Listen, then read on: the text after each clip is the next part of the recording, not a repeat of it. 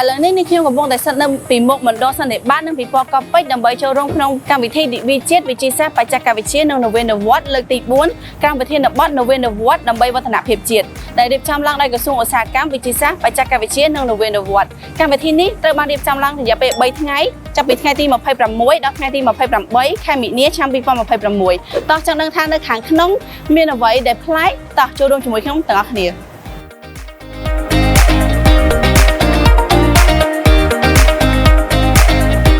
នៅទីនេះមានស្តង់ពិព័រណ៍យ៉ាងច្រើនកកដែលបង្ហាញពីសមិទ្ធផលថ្មីៗក្នុងវិស័យបច្ចេកវិទ្យានិងឧស្សាហកម្មកម្មវិធីនេះពិតជាល្អមែនទែនសម្រាប់បងប្អូនដែលចង់សិក្សាស្វែងយល់អំពីបច្ចេកវិទ្យាទំនើបក៏ដូចជាការចូលរួមគាំទ្រដល់អាជីវកម្មនិងសហគ្រាសក្នុងស្រុកដែលផលិតនិងកែច្នៃដោយស្នាដៃកូនខ្មែរដោយផ្ទាល់